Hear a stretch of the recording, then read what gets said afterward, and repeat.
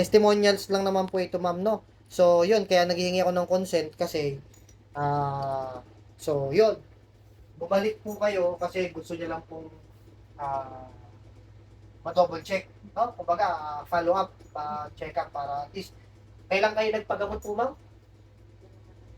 Parang 3 weeks ago. 3 weeks ago. 3 weeks ago po, no? So, pero nung ano po, ano po yung naging improvement po ninyo nung after po kayo magamot dito, tsaka yung mga in-advise ko po, sa awa ng Diyos, kasunod nyo naman, although may pumapalya kayo paminsan-minsan, pero ano po rin, pa rin po yung naging improvement nung after po kayo magamot, ma'am?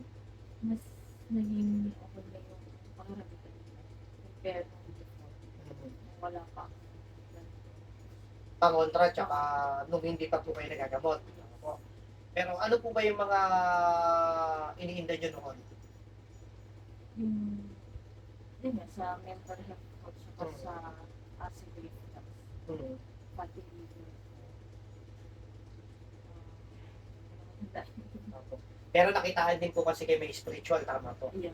No, kaya po inoferan kayo na, kumbaga sinadyasan kayo magkaroon ng pangontra, then yun, nagkaroon ng pangontra, then nung after nagkaroon ng pangontra, syempre yung mga pang-physical na sakit, ginagamot natin. Diba, yung mga advices ko, yung through herbal and anything, may mga ina-advise po ako, mga practices, treatments para po dyan. Yun sa mga nabanggit nyo pong mga specific na karamdaman, sa awa ng Diyos, nung dating iniinda nyo po yan, ngayon talaga bumuti po siya. Yes. Pero, kumbaga, sa loob ng 3 weeks, ma'am, lahat ng mga iniinda ninyo, ilang percent po ba yung sa tingin ninyo na bumuti po kayo? Kumbaga, 100% ba? 90, 80, 50% nung after kayo magamot dito?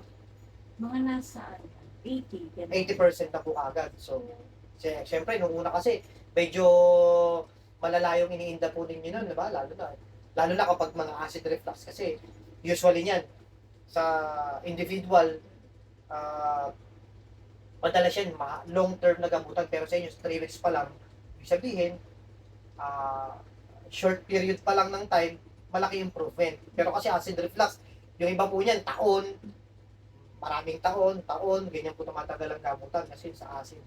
Pero sa awa ng Diyos, 3 weeks pa lang. Pero kasi syempre, nakatulong yung mga in-advise natin. At syempre, pasalamatan nyo rin po yung sarili ninyo kasi yung mga in-advise ko, meaning sinunod po ninyo. Kaya malaki po yung improvement. No? So, yun lang naman, doon lang naman din minsan nagkaka-problema po yan kapag may mga ina-advise tapos hindi susundin. Kasi nawawalang say-say din po yung pagpapagamot. No? Baga, bigyan natin example, yung iba, pumunta sa doktor, pinapainom ng gamot ng doktor, hindi ininom yung gamot ng doktor. Kumbaga, nagpa-check up lang. Pero nag-expect na gumaling. So, wala rin. Di ba po? So, ayun. So, salamat sa Diyos kasi, basta yung mga, yung mga in-advise ko pa ulit sa ngayon, ma'am, sundin lang po yun, ha? Para mas